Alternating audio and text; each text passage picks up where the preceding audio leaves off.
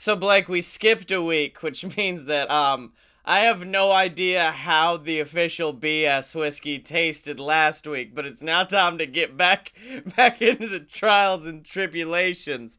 And, it's still pretty piss yellow. Like, not much has changed in the BS whiskey. You just gonna do like you did, with that mead you made and just throw some wood chips in it? Well, it's in a wooden barrel, so it's kind of inside a giant wood chip when you think about it. Nah, that sounds like you would think it'd need more wood chips, though. You just need to shove all the wood chips in there, baby. You really love putting wood chips in things. Blake, I'm not gonna lie, it smells like wood. It just smells like I'm not getting any vanilla hints or anything else. It's just some wood moonshine. Alright, you got that wood shine. I got the wood shine. All right. A wonderful drink, and it also acts as a great varnish. Yes, okay, so it's time to kick off the show. Let's try this one out.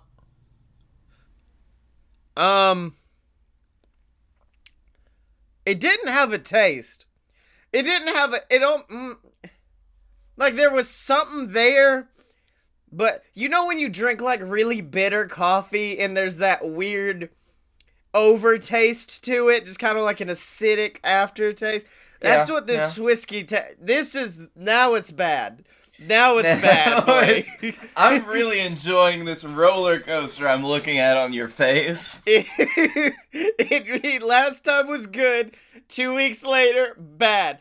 Keep in mind, this is when they tell you it might be okay to take it out of the barrel.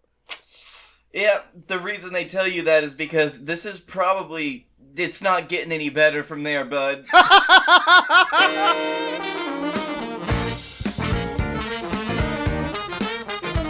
Whoa, ladies and gentlemen, boys and girls, children of all ages, it's time. It's time for a load. And I'm talking about a load of BS. That's right, ladies and gentlemen, a load of BS, the greatest show on the planet featuring the two best damn men of all time. And I'm talking about who? What the fuck are you doing? Are you okay? Do you need a cough drop? I've got some. Lisa says it's the B to the L-A-K-E. It's a Blake and Turner. Jesus. Florida did more bad again for you, huh? You did just come back from a Florida trip. Yep, that is the Florida man himself. The S, Scottye Moore. And, oh buddy, the Florida flowed through me this week. Here's how I know the Florida flew. Oh, fuck. Yeah, it did, didn't it? The Florida flowed through me.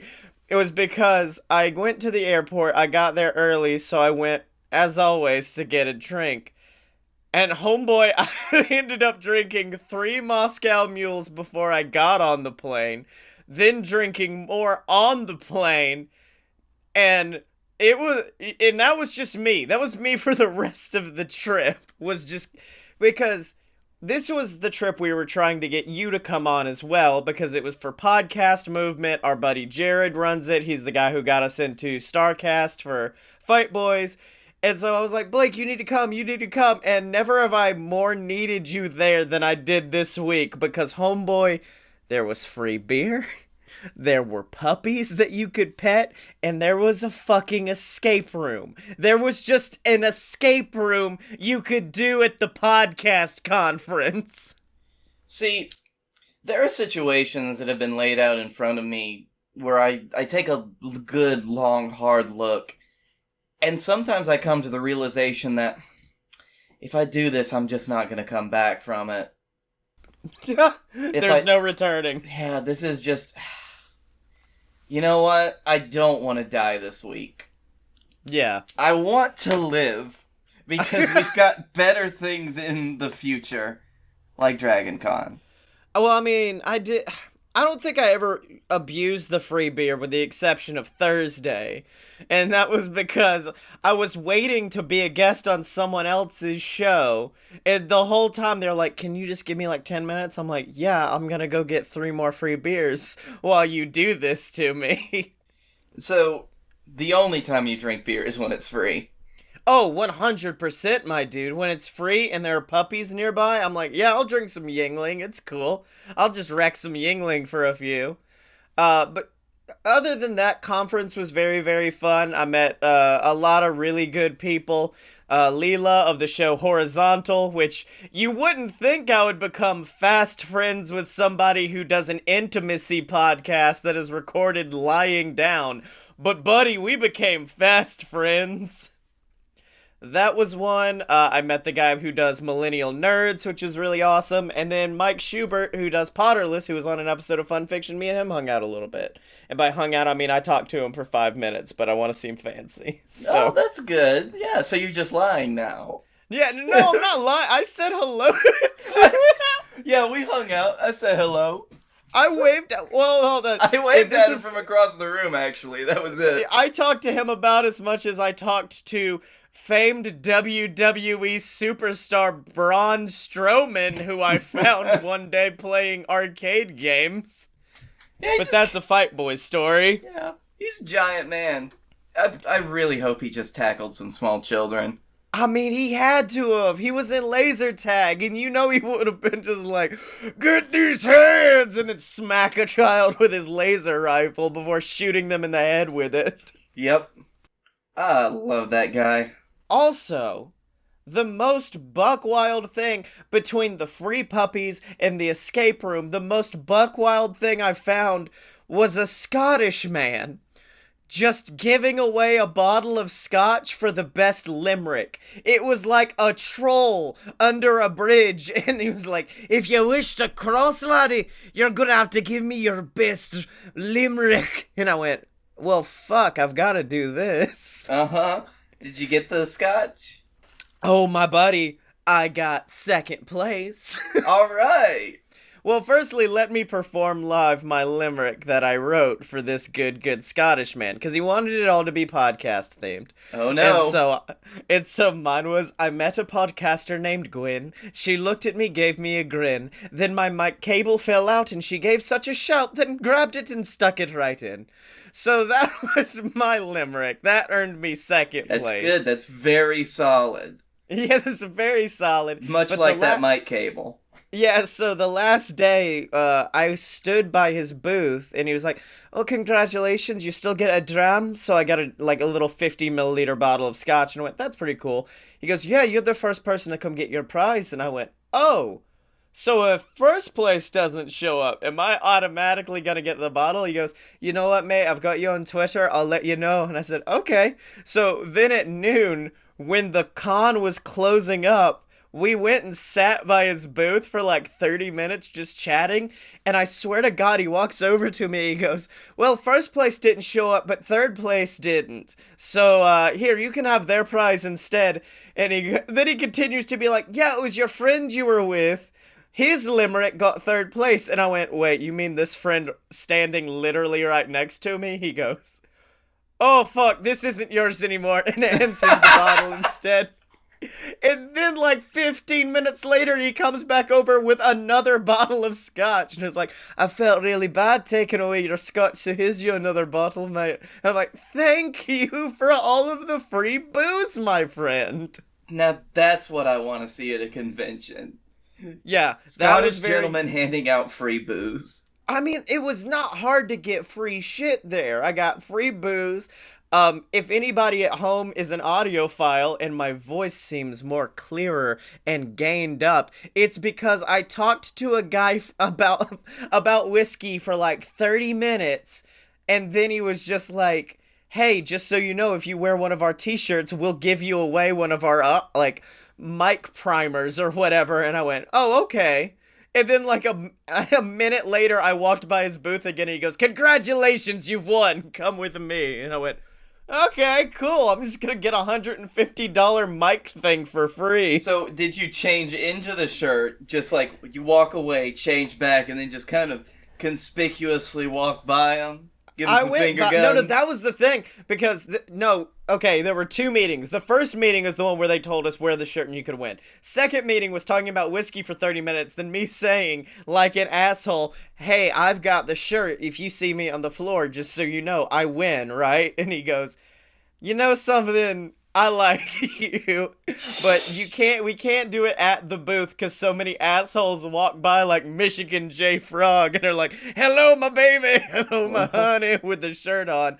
And so I was not 5 steps away from the booth, and he looked at me and he was like, "You're not at the booth. Let's go. You've won." I'm like, "Thank you, my friend." I appreciate you not being an asshole.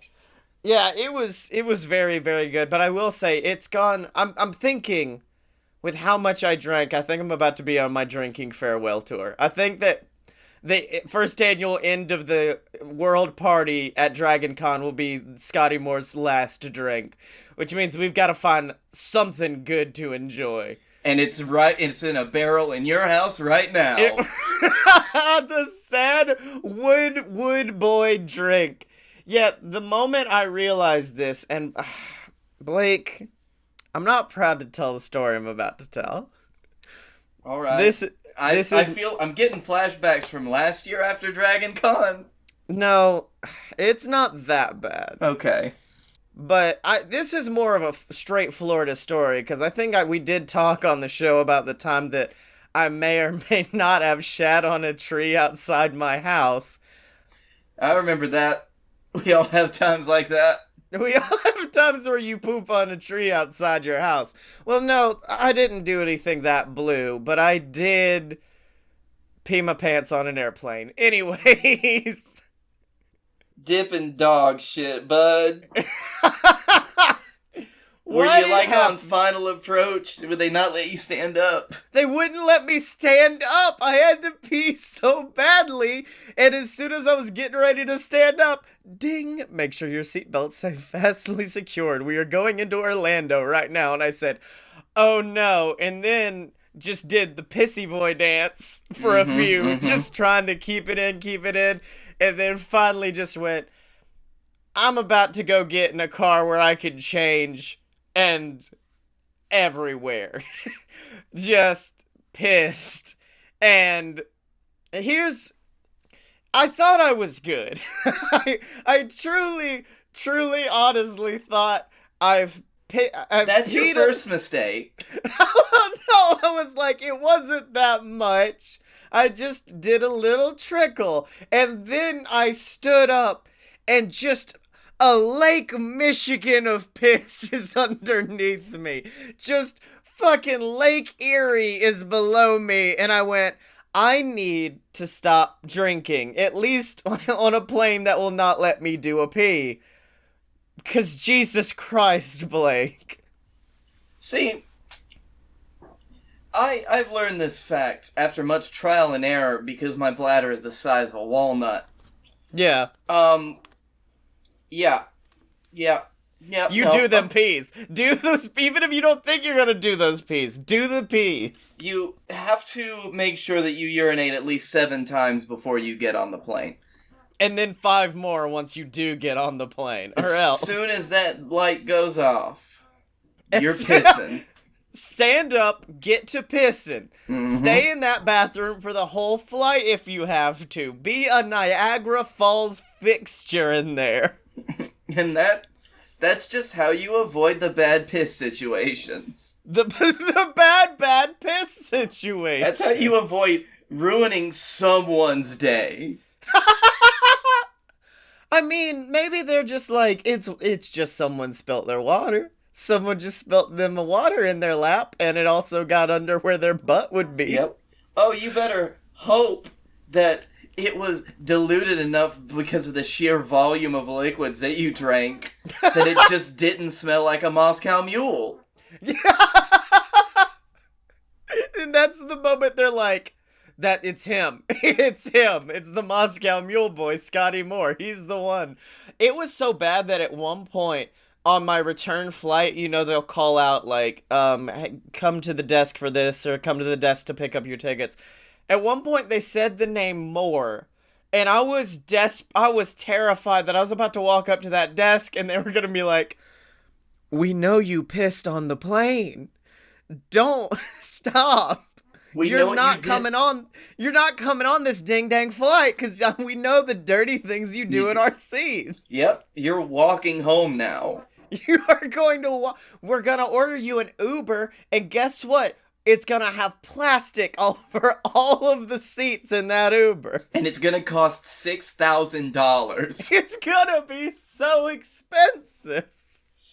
Uh, But the prominent thing that I discovered during podcast movement was just how many uncreative podcast ideas there are, dude. Like, every single person I talked to was like one of three things. It was, I do a podcast about self-help, or like I do a podcast about finding your why in business.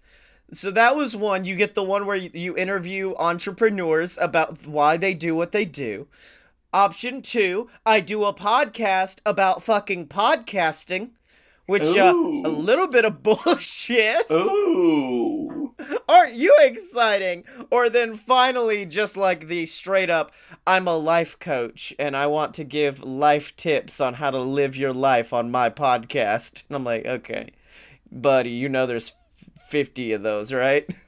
It's, well, listen, I bet that our specific podcast market is pretty saturated, but at least we try to do something different sometimes. Yeah, at least we did a musical once, fuckers. I doubt you've ever on your find you. Sir, twice. I doubt your fucking Find Your Why podcast has ever busted out a fucking hip ass version of Jump On It. Yep. You... I got a real quick thing I'd like to say. Yes. Because I've watched the film of the summer. Oh, okay. I thought you were about to. I watched you piss on that plane, and that's why I'm no longer doing this show. Oh, I saw you through my mind eye when I was dreaming. This wonderful film is called Red Fear, Massive Heat, starring Brock Chavez. Brock Chavez, alright. Yep. And, let me tell you about what you get to see in this box. Instead of a DVD, they tell the story on a bunch of white cards, and some of the cards are black, and they have Cards Against Humanity on the back. This isn't a DVD box. It's actually a Cards Against Humanity dad pack. Okay. What the fuck? Are we just sponsored by Cards Against Humanity now? We better fucking be. Do you know what they did? I found this at the bargain bin, like at their $2 DVD area. I pulled out one DVD, and it was this one. I was like, this looks like a stupid fucking movie. Okay. And I turned it around, and it's got Cards Against Humanity on the back. I'm wondering where they got that. So, let me read you some dad pack things. Would you like some answers? Yeah? Emotional unavailability. Divorce. Puns.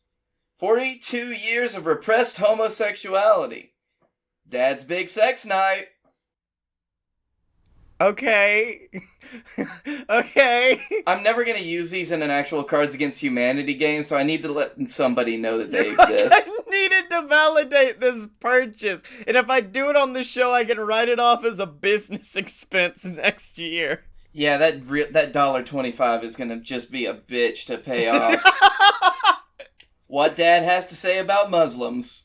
Oh, God, Blake. This is Cards Against Humanity, baby. You stopped the whole show. You were like, I see you're about to try to start your pitch. Pump those brakes. We're going to talk about this Cards Against Humanity deck I found. Dad coming home drunk. Okay. Beep, beep. Is that what happened when you came home? I mean, yeah, what happened was I came home, I was very tired, and then I got to go to work for 6 hours after that fact, and it was the worst fucking shit of my life. Yep. Oh, God. Okay, now you can start the show.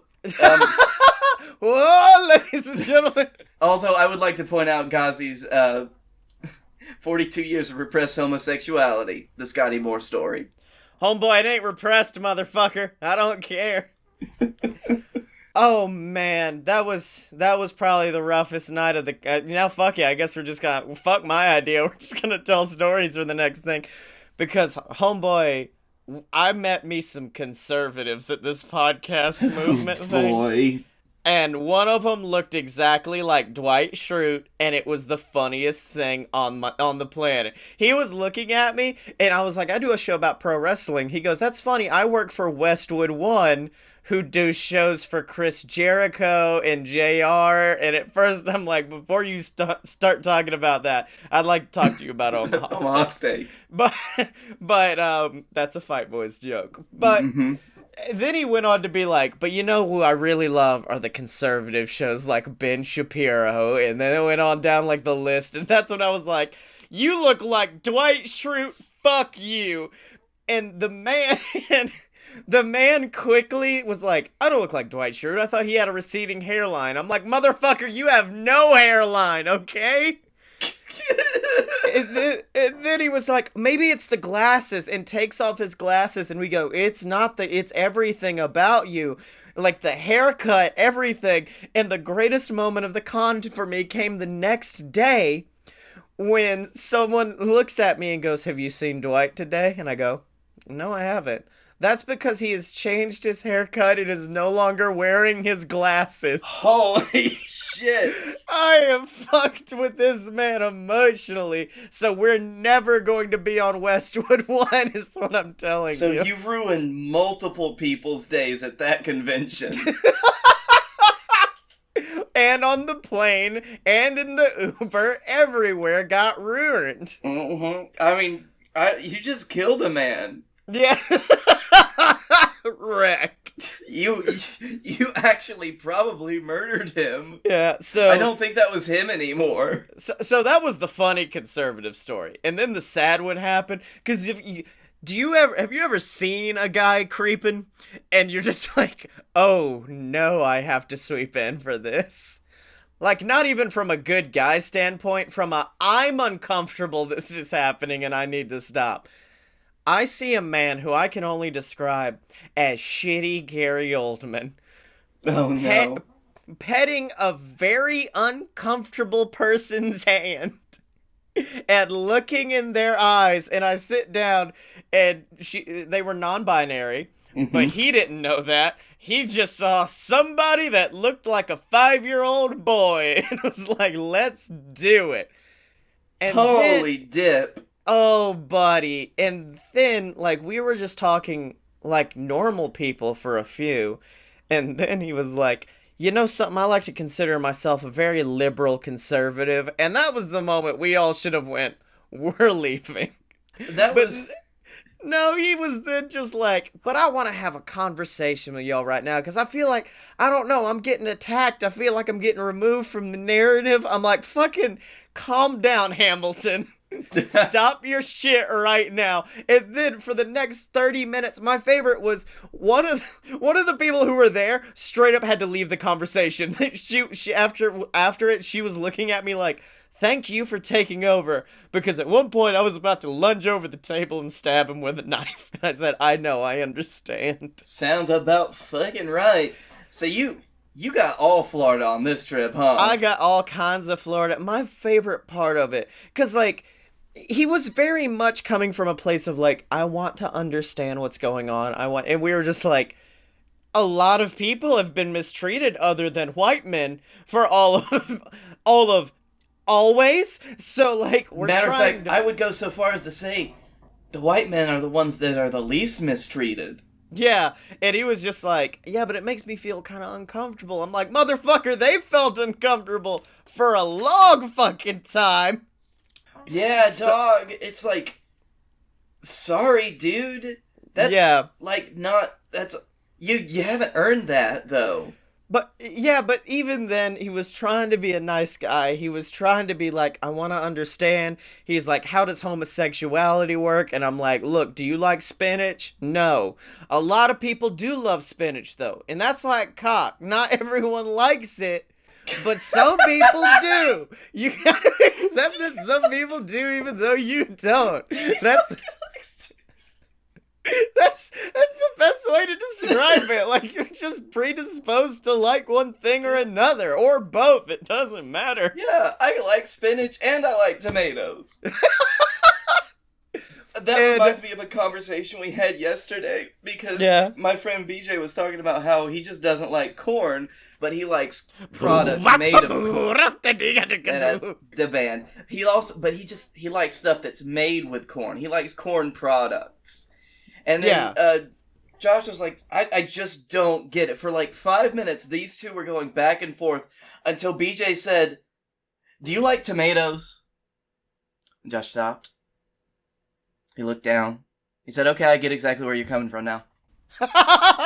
Yep. To completely understand. Okay. As he's spraying ketchup into his mouth, just like, I get it. Mm-hmm. But I get it. And then finally, we reached our breaking point. Because at one point, I had a friend there who I was hanging out with. They came over, like, trying to save us from the conversation, but he only starts talking to the other two. He leaves me alone in the conversation now. And it made me uncomfortable because the guy was like not listening to them at all in any of their explanations. But when the white man came in, he was like, "Oh, I can listen to you." And I was like, "Oh God." Oh no. And the moment we realized we had to leave I had to leave the conversation was when he leaned in and was just like, "You know, man, it's just like," firstly, he did say, he was like, "I don't like using the word queer. I think it's a bad thing." And then proceeded to say the word queer like 5 times. And I'm like, okay. But at the end of the conversation, he goes, "It's just the era I grew up in, man. It's just like, I always was respectful. I was always respectful of the women. It's just, that we were taught that women were supposed to resist or else they would seem slutty." And I went, "We are going inside. Absolutely not. No, no, no, no, no. You are the worst human." Yeah, dog, that's a lot. That one was a lot for me. I'm willing to give a lot for people like, okay, I grew up in this generation. This is how things were for us. That's just a little, like, I don't care what generation you were. Like, that's never a good thing, though. That's never a good thing. Well, my favorite was at that point, they go, "We need to leave." And I said, "Thank you." And we walked literally like 10 steps and started talking. And we were like on the cusp of entering the bar we were at. And he then proceeds to walk by us like a droopy dog and was like, "I'm sorry. If I made you uncomfortable, I wanted to understand." And he was playing the victim card a lot.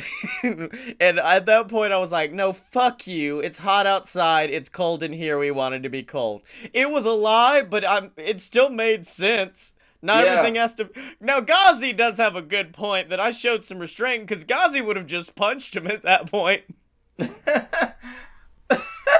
Frank said, "I missed the beginning of this. Was this a visit you had to the White House and you met the president by the door?" I mean, yeah, but I'm happy presidents didn't come into that at all, because, like, he sat at the worst table to have the feelings that he does, because he had, like, a bisexual, a non-binary, and then whatever the fuck the third person was, someone who had experienced a lot of trauma, clearly, and he was like, "I think these are the 3 I need to talk to." And I'm like, "No, we're absolutely not. We are the worst ones." I really do hope that he was trying to understand, but there's also a part of me that's scared that he was just really wanting to get punched in the face. Yeah, because that's his kink. He wanted the 5-year-old boy to punch him in the face. Yep. And what sucks was after that, we found another one of our friends in the back, and she was like, "What?" Like, we explained the story to her, and she goes, "What? This is horrible. What the fuck? I've been hanging out with a pride of lesbians that adopted me as their new child." And I went, "What the fuck? We could have sent the pride after this guy." Which, by the way, a pride of lesbians is my new favorite term to describe a group of anything. It's just, oh man. You see all those dogs over there? Yes. Just another pride of lesbians. Us two, we're a pride of lesbians right here. It's a pride. We're all prides of lesbians. No, I much prefer this is now giving me an idea for a Lion King sequel with just like the most dope motorbike lesbian driving to the top of Pride Rock with a baby lesbian that she holds up to the sky. I just want to see a lion riding a motorcycle now. So wait, they're still lions, but they're lesbian lions. Riding a motorcycle. We're riding motorcycles. Is this getting into our territory from the last Lion King movie we made? Yes, we're really dipping back into that well. Yeah, it's like they go out to the side. What is that place? That is the White House. We must never go there, my child. Everything else the land touches is yours, but do not enter the White House. Shit, what did I do? Oh yeah, other than the fact that I haven't been able to run my fucking air conditioner. I mean, wait, hold on. Is this an attack for during the show or just in general? Oh, no, just in general. We had a water leak, for our hot water heater sprung a leak. And the hot water heater is right above where the air filter is. Yeah. Or the leak was, rather. And so our air filter got fucked up. So we've been waiting for 5 days for somebody to give us the replacement air filter that we were promised. Jesus. Because I tried to run the air conditioner today, and I started sneezing like a motherfucker. Apparently that's just everywhere, because at work we lost our AC too, and homeboy, that's not fun to be in a fucking 3-piece suit, and the air runs out, and you're just walking up to, like, customers covered in sweat and piss, and just being like, "Hi, can I help you find some shoes today? It's okay, don't worry about it." No, it's fine. Sir, are you okay? I'm leaving a trail behind. It is so hot that, like, both my wife, and some, like, random customers have walked up and, like, been out of it. Like, they've had, like, heat stroke causes. Like, one woman today just, like, walks up and starts staring at our carpet and just looks up like, "What's on the carpet? What are, this, it's just triangles. It's just a design in the carpet. I've never seen that. When'd you put that there? I need help. I have some things that are behind the counter." And I said, "Oh, okay, well, where are they?" Ma'am, could you smile for me? I think your face is drooping. Yeah, well, no. My favorite was she goes, "I've got some stuff that a lady left behind the counter for me." And I went, "Oh, okay, where?" And she goes, "All the way over there." And I pointed to literally a section that is miles from me. And I was, we'll try to help you, I guess, ma'am. Yep. Salty Frank, he's only got, window units in his place, and I totally understand, because if the window unit is not right next to where you are, you're not getting AC. It's not cold. It's not cold at all. Yep. I'll tell you, though, my rental car that I had in Florida, that baby could chug a lug a little bit of AC. Like, I would get it. It made me uncomfortable. I was, like, in the tundra at some points. It was so cold. I would love that. The AC in my car has been fucking up to the point where I'll turn my car on, and the AC, the fans don't come on. There's no airflow, and found out that if I go under my passenger side and just kind of like... Oh, they just kick on. All right. Just give it a firm spank, and that's all it takes. I give it the old Fozzie. I will tell. Also, my Uber driver one day was from literally the same town as I am. He's from Aniston, which is right above Oxford, and you don't know the sadness that it is to have to tell to someone who has not been near Oxford or Aniston in 20 years what has happened to this area. Because he was just like, "Oh yeah, we used to go around to all these places and do all this stuff. What's it like now?" I'm like, "A lot of guns, man. There's a whole lot of guns. I believe we've ranked in the top 10 most dangerous cities in America for 5 years straight." And he's like, "What? I grew up there." I'm like, "Yep." And they brought guns to football games, buddy." And he's like, "Oh no." Yep, I'm in 7 gangs. I am in But don't joke about that, because I learned the other day, apparently a very important member of my family doesn't have gang associations, but has definitely worked with gangs before, and it's buck wild to have heard about. What? Not, they didn't join a gang. We're gonna start with that. They have not been jumped into a gang, but this individual in my family worked in Anniston and would frequently have gang members come into their shop to purchase their wares. And I think, like, they... Oh, please tell me they don't sell guns. They don't sell guns. They sell, like, t-shirts and printing stuff and stuff like that. And so they would, like, come in and be like, can I get t-shirts made for my friend's funeral? And at one point they were like, can you put our gang logo on the front of the shirt? And they went, no. They said, why won't you put the logo on? Then they go, because the police are gonna be there. Guess what? The police sees that gang logo, you're going to jail. I can hide the gang logo and it'll be fine. I'm like, holy fuck, that's dope. That is somebody who knows how to run their business. Well, not only that, they got in, like, legit with one of the biggest leaders of a gang in Anniston, who's now in jail, so we don't have to worry about that. And they were using that connection to scare other people. So, like, a lady came in and was just like, I don't think your prices are fair. I think I should be getting it for this and this and this and this. And they returned that volley with, well, I guess I could just tell the gang leader that you don't want to purchase my wares, and that's fine. He can take care of that if I want to. And they went, no, it's okay. Yeah, no, the prices are fine. Don't tell him. Don't tell nobody. Yeah, that's just a crime. That's that's just a crime at that point. Nope, it's not a crime. Nothing was suggested. Nothing was implied.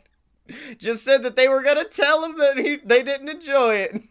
The fact that they said, "Oh, and I'm sure he'll take care of that." No, it's fine. Don't worry about it, big man. It's all good. Lord. Well, Blake, I'm probably going to have to enter witness protection after telling that story, so in order to afford my new identity, we're going to have to go to the shill station. Ding, ding. Watch out.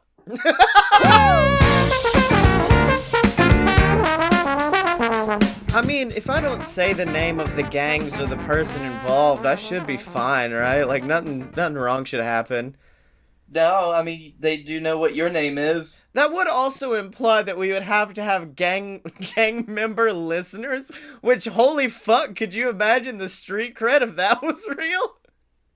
I don't know, Gauzy's gotta be in like 6 gangs, right?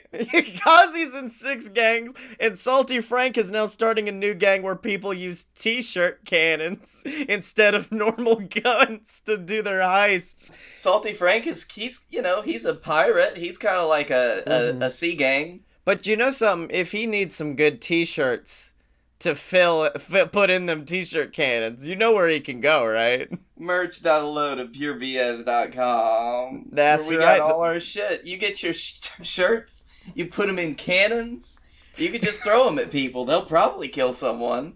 Can I also say, to prep for the Dragon Con show, I contemplated buying a t-shirt cannon that we could shoot condoms out of, and everywhere on the internet was instantly telling me, don't do that.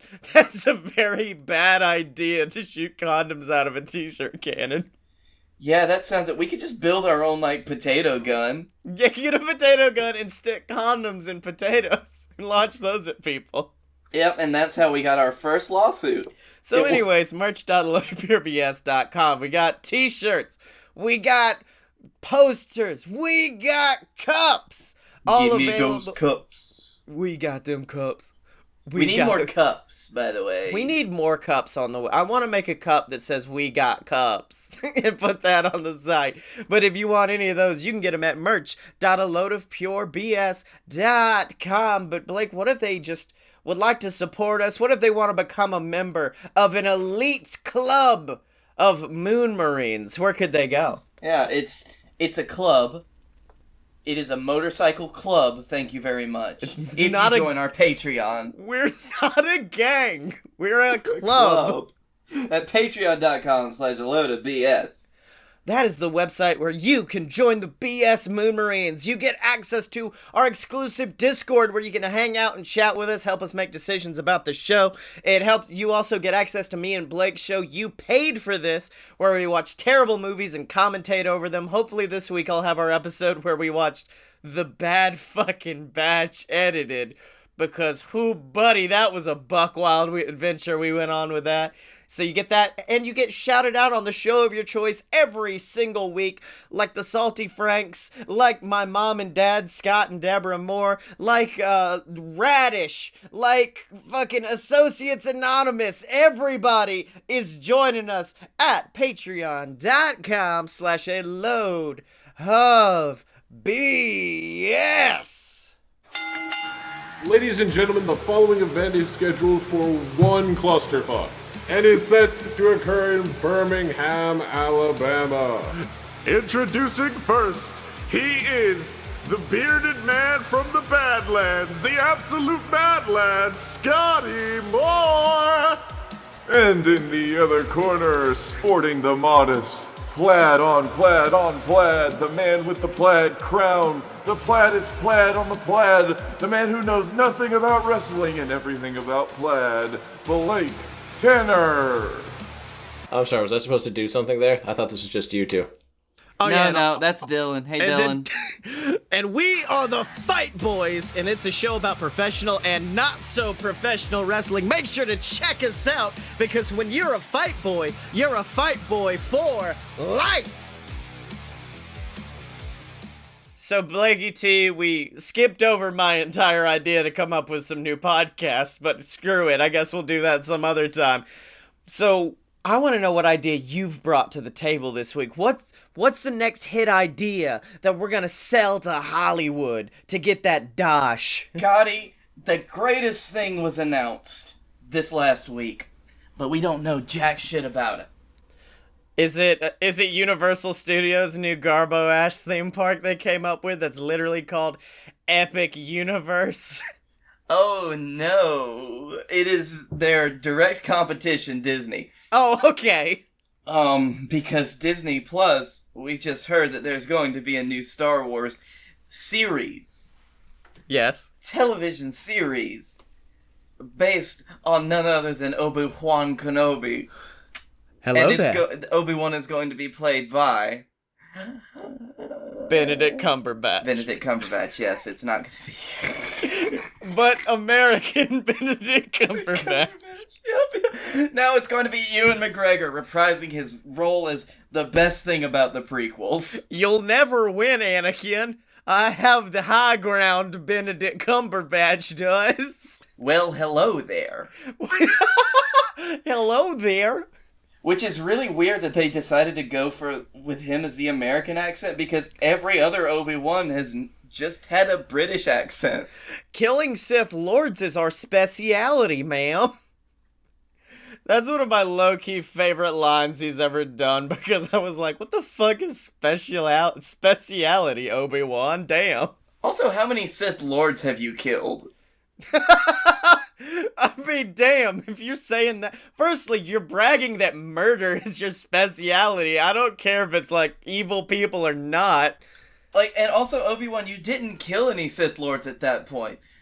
Darth Maul, you didn't even kill him. Yeah, he killed some people for you. That's about... Well, at that point, you could argue that he thought he killed old Darth Maul. You thought he knocked him off. He thought that he came back with those spider legs. He came back with... like the fucking weird baby from Toy Story. They just popped his head on some spider legs. He's Darth Maul Spider-Man now. Yes! Spider Maul. Spider Maul.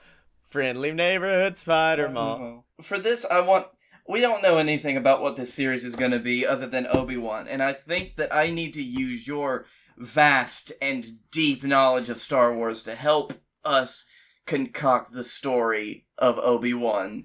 a Blake, Star Wars series. Blake, I do want to remind you that probably the most uncomfortable conversation and most uncomfortable I've ever been on this podcast was a Star Wars conversation. I can't even remember what it was. It was about the Force or some shit. And you were just like, motherfucker, listen. And now you're like, no, bring it back. Let's do this again. Well, you know, you have the second best knowledge of Star Wars in the universe. I do. So it's Obi-Wan, and it's you and George Lucas right up there. So it's Obi-Wan, and he's leaping from different time period to different time period, praying that the next leap be his leap home. He tries to put right what once went wrong. Yeah. He tries to save Anakin by going back in time. No, we've already. So have they literally confirmed nothing? Like if this is before the prequels or after? Like when it is? I think it will be after the prequels. Okay, so let's go ahead and go with that, because that's basically the only thing I can think of. Although that would also mean that it's just gonna be Obi-Wan chilling in a desert for 6 seasons. Well, no, I was also gonna say, is the title of the show Obi-Wan, or is it just confirmed they're gonna have a show with him playing Obi-Wan? Because, Blake, what happens at the end of the third movie? A couple of babies pop out. Star Wars babies, they'll make our dreams come true. And it's all the Star Wars. It's a baby Han Solo, a baby Luke Skywalker, a baby Chewbacca, and then playing the role of the old woman watching over them is Obi-Wan. I'm so happy that they all just landed on the same sand planet. As a baby. As babies. Oh man. I would really like, actually, if they did do where you see, like, Luke's upbringing, and how just, like, he's this shitty little farm boy, and then you cut back to Leia, and it's like, oh yeah, I'm a fucking princess. I'm amazing. Fuck all you nerds. Because, like, Leia does all of this cool shit, while, like, Luke is just slumming it on Tatooine. There has to be an episode where, like, Obi-Wan... why did they not want them together? Or was there a reason why they didn't want the twins to be together? They didn't want Darth Vader to find out that he had more than... Like, at first, they didn't want Vader to realize that his kid had survived. And secondly, he didn't know that they were twins. Oh, okay. So basically, it was setting up... Well, George Lucas kind of wrote us into a fucking hole with the original trilogy, didn't he? Okay, we're gonna figure this out right now. Although I would love to see the little buddy series between Obi-Wan Kenobi and Dexter Jester, the diner man from episode 2. Ben Kenobi! Okay, no, it's a buddy cop. It's a buddy cop show with those two, and the main villain is Watto. And Watto is selling drugs to kids, and now they have to fight him off. Oh, he's gotta completely, like, he can't let Luke know that he's watching him, but he's gotta stop Watto from selling Luke drugs.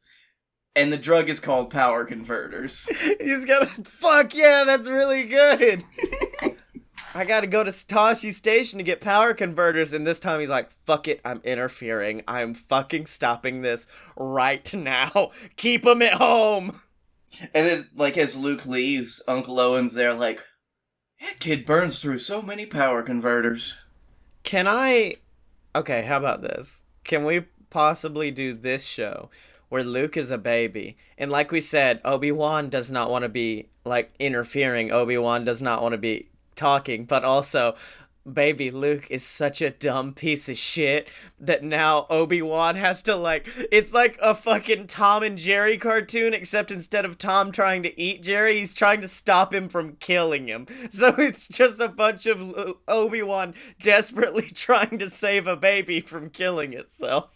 I love the implication that this means that Owen and Beru are horrible parental figures. Well, they're busy. They're off making blue milk or whatever. You know what I mean? Well, they're moisture farmers. The dumbest profession when you really think about it, but one that is needed when you live on a desert. I think that it's I think that's a sexual term. I think it means swingers. They go out there and they get them moist, get the moisture farm, And baby. they farm it. They farm everyone's moisture. That's how they get water. Let's farm your moisture. So wait, do they grow? Hold on, now fuck it. We're gonna break this down. How does a moisture farmer work? Do they grow cacti and just suck it all out of them? So what they have is they have these things called moisture evaporators, where they literally just collect what little water is in the air, and they just kind of trickle it down to you. Okay, fuck it. Yeah, sure, because it is a desert.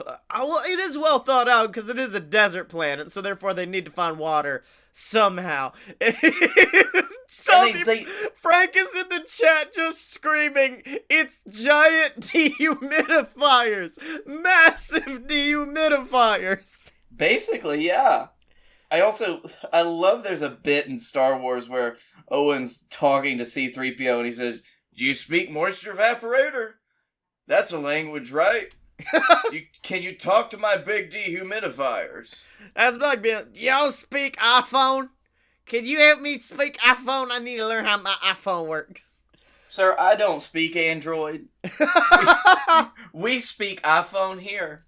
And if you don't like that, you can just go the hell back to your own sand planet. I don't know why I want C-3PO and R2-D2 to be involved, because they're really involved in everything. I just don't know how, because they're doing what the fuck ever between the two movies. Yeah. C-3PO and R2... We can switch. Let's switch between Luke and Leia every now and again. So you get to see what she's up to as well. Well, maybe Obi-Wan could visit Leia as well. But, like, she's got it made so much that he's like, son of a bitch. This would work better as a video game. This would work better as like a Lemming-style video game, except instead it's baby Luke, and you have to just keep stopping him from ending his life. There is that game. Like, there is a game where you play as a parent. Oh, are you talking about Who's Your Daddy? Yeah. It's Who's Your Obi-Wan? Yep. Because you just have to... One person is the daddy, one person is the baby trying to kill itself. And you have to keep the baby from killing itself. Okay, so... Save the baby, Obi-Wan edition. It's like that old side-scrolling Star Wars game that they had, except Luke is just walking down the desert and he's like fighting all of this shit, and you're Obi-Wan in the background and you're just like giving him power-ups or like making him think he's better, or every now and again you just like throw your lightsaber. Okay, so we've brainstormed quite a bit. What the fuck is the actual plot of this show? Is it gonna be Obi-Wan taking care of two babies for multiple seasons? I think that is what they start you out, like what you think the premise is going to be, but then they fake you out, like... And they kill the babies. They kill both of them, and you're like, whoa, this is a Tarantino-esque twist. Mm-hmm. And he's like, gotta find new babies. Or maybe it could be like... So there's a point where, like, Darth Maul comes back and he just chills with Obi-Wan for a bit before trying to kill him, and Obi-Wan does end up killing Darth Maul in the very end. Oh, no. Wait. He doesn't have... No. It's like the Joker when he doesn't have face paint in Dark Knight. It's Darth Maul without face paint, but he still has horns. But he wears a fedora at all times to try to hide his identity. And his name is is Dirk Mel. Old Dirk Mel's coming. Old Fedora Maul. Fedora Maul. Okay. He just knocks on the door. It's like, hello, sir. What's your name, buddy? Door knocker. Matt Door Knocker is my name. Matt Door Knocker. Well, that sounds like a perfectly normal name. Come in, sir. Yes. Yes, of course. And then this is how he finds out that Maul's still alive, and the first season is Maul trying to get to Luke, because he knows that Luke's special. Yeah. And if Maul takes Luke away, then Obi-Wan has failed. So it's both of them just, like, fighting each other over the soul of Luke. Okay, is there any moment where Leia does anything proving that she's actually the child? Like, is there ever, like, a Force moment? Because, hey, Leia could die at some point, and then he has to replace her with a new baby. No, there literally is the point where she survives being spaced in, The Last Jedi. Oh, okay. Well, fuck it then, I guess. Yep. Still an interesting choice. Yeah. I still don't know how I feel about that one specifically. Well, no. Because Luke proves multiple times throughout the films that he is a chosen baby. But and I'm more going original trilogy because, as we famously stated on the podcast during a very uncomfortable moment, I fell asleep during Last Jedi. And to be fair, I was very drunk at the time, and I just needed to get into some air conditioning for a while. It's like, and it's fun. I woke up and I had to go to the bathroom, and I just went and peed for 2 hours. I went in the seat, and then I stood up, and it was the Atlantic Ocean. Yep, because the AMC, it's got toilets. The seats are toilets. So maybe it is a concept of like it being an odd couple situation of Obi-Wan and Darth Maul for a whole season, like just trying to hang out. And like Obi-Wan, here's the thing, I think Obi-Wan realizes immediately that it's Darth Maul but doesn't say anything. Yeah. Because he's like, I believe there's good in everybody, and you could be reformed, Mr. Maul. Why don't you call me Darth? Because Darth means dark. Yeah, yep. And you're not dark to me. You're a good soul. By the way, I think in the actual thing, he doesn't go by Darth anymore after he gets chopped in half. Oh, is he Maul now? Yeah, he just goes by Maul. He's Spider Maul. Maul. He's Starcourt Maul. There was a lot, like, in the old expanded universe where, like, they already had the idea of Maul not dying because it really sucked for him to be on screen for all of 5 minutes. Yeah. But the spider legs were actually a non-canonical thing, but I really wish they'd given him the fucking spider legs. I mean, in Solo, do you see his legs? Does he ever? Because I thought you just saw him as, like, a projection, and you could put anything in a projection you want to, really. Yeah, you don't see his legs, but you do see them in all of the animated series, which are canon now. Oh, okay. Well, never mind then. He got these big old feet. He got these big old shit kickers on him. I'll tell you what. He got these stomp feet. He got the stomp feet. I will say, fun fact for everybody following along at home, the voice actor of Darth Maul is genuinely one of the funniest human beings on the planet. He is the man who played the Tick in the live action adaptation they did with Griffin Newman. That's Darth fucking Maul. The man started acting in 2001 and has just now been doing weird British comedy for years now, and then finally made his return in the Tick. That is pretty great. So it's Obi-Wan Kenobi and the Tick hanging out in Tatooine, and they have to keep saving Luke, who the Tick keeps calling Arthur, from several weird problems on Tatooine. And then we find out that the Tick is actually Darth Maul. Yes, he takes off, and that's what it is. The fucking his little danglers that are up there. Those are the horns. That's what's describing, or making sure you can't see the horns are his danglers. You gotta hide the danglers. No, Salty Frank wants to add on. He's now Dr. Darth Octavius Tick Maul. He's numerous. This is our OC, do not steal, Dr. Darth Tick Octavius Maul. Starcourt Maul. Yep, because instead of spider legs, now he's just got octo arms, baby. Let's do it. He's got Dr. Octopus arms and a Scoops Ahoy jersey on that he wears at all times. Scoops Ahoy. I think we got a real winner here. We should talk to Disney. We need to talk.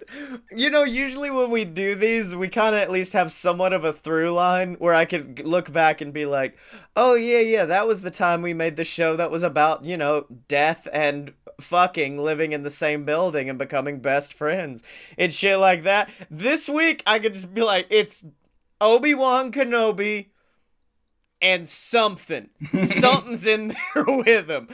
You can't look at it or your brain will be turned to mush. The human consciousness cannot understand its physical form. It's Pennywise the clown, and that's it, I guess. As a matter of fact, the only person that stood looking at it for any amount of time was its creator, George Lucas. And once he came out, his eyes were glazed over and looked like the universe. And he was and he still said, "Oh yeah, I know he's the key to all of this. No, it's Jar Jar." You're making his voice too nice. He would have come out of it and been like, "This man's got a very interesting whole look to him. I really enjoy his face." I don't know why it's high pitched Jeff Goldblum, but it is. I made Jar Jar Binks after I stared into the abyss for a very lengthy number of days. Is it just Darth Jar Jar at this point? Is Darth Jar Jar the big bad that Maul and Obi-Wan have to team up against? Wasn't that a rumor that the rumor come out that before he was unmasked as Ben Solo, that what the fuck is his name? Darth Plagueis the Wise or whatever. He was gonna be Jar Jar Binks under the mask the whole time. There's no way that was actually ever going to be a real truthful thing, but I really loved all of the fun stuff that came out of it. I can't remember. There was one legitimate canon person saying like this, someone, like they grew up to be Jar Jar Binks. I just can't remember who it was. Jar Jar Binks grew up to be Jar Jar Binks. Was it that old fuck? Was it that old fuck in the chair that died in the second one? Was they supposed to be Jar Jar? I bet he was Jar Jar. Wait, which second one? There's 3 second ones. The third second one? That old fuck what dies when Ben stabs him or some shit? Yep, that was Jar Jar Binks, definitely. While wearing no shirt and looking like a Lego minifig. So Blake... He's gonna teach you, Ben. He's not going to teach you, child. So, we've done something. We tested It's like I just took a Star Wars trivia quiz and failed. That's what just happened on the show just now. No, you made Star Wars trivia. But now I must ask you a very important question, Blake Tanner. As what was awesome this week, and I swear to God if you bring up that Cards Against Humanity thing again. No, it's not gonna be, it's gonna be another board game though, because it's Secret Hitler. Oh, son of a bitch. I had an opportunity to play this at the con, and then I ended up not going to the guy's hotel room to play it. Should've. We played Secret Hitler. We had a big old birthday bash for all 3 of us boys who had August birthdays this past Saturday. And what we played Secret Hitler, most of us had played before. Our one friend, Amanda, she hadn't played ever, which was great. And it was just getting back into the rules again, because Secret Hitler, you play one of 3 characters. You're either a liberal, a fascist, or you're Hitler. And there are more liberals than fascists, and there's only one Hitler. So the job of the fascists is to get Hitler in power after a certain number of fascist policies have been enacted. The liberals just need to stick together and enact liberal policies and weed out the fascists. And it's a hidden identity game, similar to like Werewolf, if I remember correctly. Exactly. Like, it is, the game itself, the mechanics are pretty bare. It's all about people talking to each other. If you're Hitler, you have to convince everybody that you're just the best boy until it's time.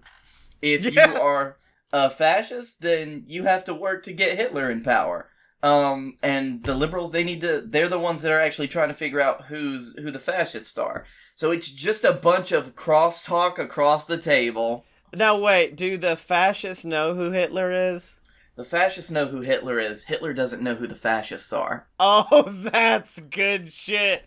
Mm-hmm. Also, Frank wants a new version of it called called Secret Jar Jar Binks, based off the theory we were just discussing. I would also like to bring this up because this I've only been Hitler twice now. Once at that party and once when I had the absolute worst people to play with because That's they're a not. quality sentence I've ever heard you. I've only been Hitler like 2 times. So that means my win rate is 50-50. So, but I was able to convince everybody at that table almost that I was just a good boy. So at a certain point, Hitler has to be elected chancellor to win. Yeah. And everybody almost at that table, except for the one person that I arranged to have, like, politically assassinated because he was the only one who was going against me. Yeah. Everybody else is like, okay, I trust 2 people, Blake and someone else. So pick one of those. And someone was picking who the chancellor should have been, and it was between the 2 of us. And I was just sitting there with my butthole clenched, just like I did everything possible. I made everyone think that I'm a good boy, and then I got elected and won because it's just welcome, Caesar. I just love the fact that the one person who doubted you had assassinated. Yep. The best part was, it wasn't even like, you have to be president to assassinate somebody if a certain number of policies are enacted for the fascists. Yeah. I made it look like I was so, like, I was just really, really, really caught between a few people, and, like, one of them I was sure was a fascist. I knew was a fascist. And everyone's like, alright, who is it? Boom. Yeah. And they're like, okay. Because you can't see who they were after they're dead. They can't talk. Oh, wow, okay. So you don't get to flip and see what they are afterwards. No, not until the very end. And it was so fun. Like, it is a perfect game for actors to play. Oh, yeah, easily. That's why I loved playing Werewolf. Yeah, exactly. And this is, I think it's my favorite version of a werewolf-style game, Secret Hitler. Yeah, I've got it. We've just never gotten around to playing it because we had a whole-ass baby. And you just can't do anything once you have a whole-ass baby. I just want to let you know that. Just had a whole baby right there. Yeah. So I've got a few awesome things this week because I had an awesome week. Awesome thing number 1 is just getting to travel alone and be on your own ass time. And, like, not, because anytime, even if I'm, like, hanging with you or Dylan or, like, somebody who I normally wouldn't be like, whatever, we can just do whatever, I don't care. I still have that mental block of, like, well, we have to make sure they're gonna have a good time and I'm gonna have a good time. And, like, I'm always gonna be worried about the other. If you're just traveling on your own, you can do whatever the fuck you want, and it's amazing. And a caveat to that is also getting to binge a podcast when you travel alone, because I swear to God, I've listened to so many episodes of Wonderful in the past week, just going through the list of constantly listening to the youngest McElroy talk about his favorite things. All of them. Yes, all of them. I listened to all of Griffin McElroy's favorite things. So that was one thing. Another thing, getting to go to wrestling shows, because I got to go to NXT, and that was very much amazing. And then my final thing is, fucking puppies, bud. I mean... You had a lot of fun with those puppies, huh? So, there was a booth, and it was for some company. I think they're owned by like Westwood or one of, like, the bigger podcast producers. And they're starting their own hosting site, and their big deal was the fact that we don't charge you anything to host your podcast. We just put ads in your podcast like YouTube. And I'm like, that's not what I like, but it's a good idea. So their advertisement was just like, no this, no that, no BS. So I walked over and went, motherfucker, there will be BS because I'm here. And they laughed. And I said, what have you guys got? And they go, well, we have free beer because our hosting's free. And we have free puppies for you to play with. And I went, that's all I'm going to do for the rest of this fucking conference, buddy. And that's what I did for the rest of that conference. You brought those puppies. Like that is something I love too, traveling, like, alone or doing things just kind of, like, on my own time when I want to do them on my own time. Yeah.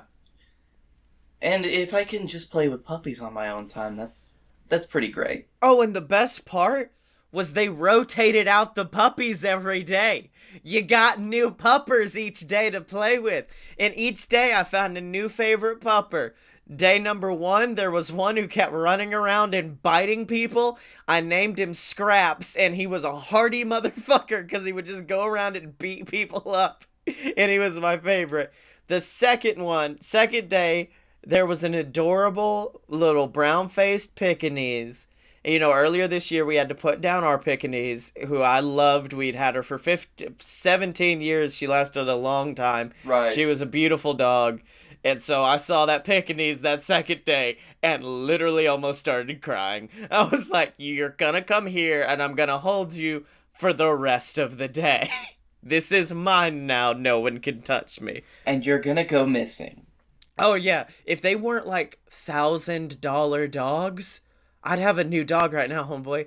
I'd have me a whole new dog right now if they weren't so expensive. True facts. And the worst part was I was sending these pictures because apparently at some point last week a dog showed up at our front door at our house, and Emily kept sending me pictures of like, he's here and no, there's no collar or no name on it. And I went, no, we can't have a dog. We cannot have a new dog. We can't have a dog in the house. We just had the baby. Meanwhile, a few minutes later, I'm sending her pictures of me with like tons of cute puppies, being like, I need all of them. And then the third day, Blake, this was there's more. No, this was a wise move on their part, because the third day they decided to put bigger dogs in there. That way people would be less inclined to pick them up. That way they'd fall asleep faster. I swear to God, I walked over at one point, all 5 of them were just passed out, and I'm like, what drug did you give all of these dogs? I thought you were gonna say the third day was the best. The third day was where they messed with our minds. The third day was where they brought the cats out. I wanted them to do that. I wanted them to have dogs on one side, cats on the other, and now you got to see what kind podcasters like them most. That would be great. If so many more people weren't allergic to cats, I bet they would do that more. Oh, yeah. Also, cats are, like, they are factually bigger assholes. Yeah. But yeah, third day, there were 2 motherfucking huskies. Oh, dude. Oh, the only shit. thing that could have got me harder. Bad phrasing. Wait, hold on. No, let's dig into this. Okay, the getting was harder. It got me. Got me in a hard way. You're not making it any better though. Am I gonna like pull got up? Better. Hold on. The only thing that would have got me better. Okay. There we go. Would have Am been. I gonna like pull up to your house when we go to Dragon Con, and is like a large husky gonna greet me like a bipedal husky suit? Oh, but baby, if there would have been a corgi, I would have went full Anthony on Queer Eye and been like, I'm never leaving this place ever again. Thank you.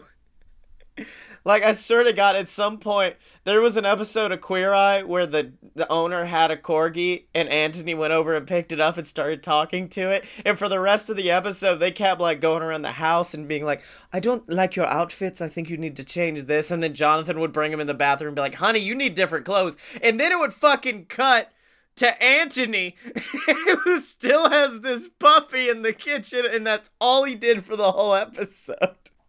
Man, that is just how I want my edit to be on a reality show. My fourth thing is Queer Eye, my favorite television show of all time.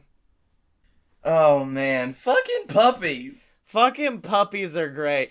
But yeah, Queer Eye's also. Okay, so fucking puppies at the beginning of this, and then the only thing that could have got me harder. I know, I've said a lot of bad things about puppies in this episode. I'm very sorry. You just get really tongue-tied when puppies are mentioned. Oh, other thing that's awesome. Lush.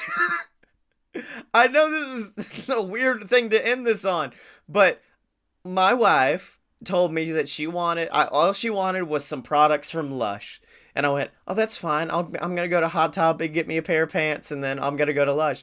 I went into Lush, and homeboy, I only had 15 minutes till the mall closed, and I went around to everything. I got a face mask that's amazing. I used it today. I got lip scrub that I have no damn reason to use. Shower gel, everything, and all the stuff they make, you can watch them make on their YouTube channel so you can see everything that's being put into your products. Lush is a fantastic company. Please don't be Googling if there's anything problematic with them right now. I just wanted to find something that, because in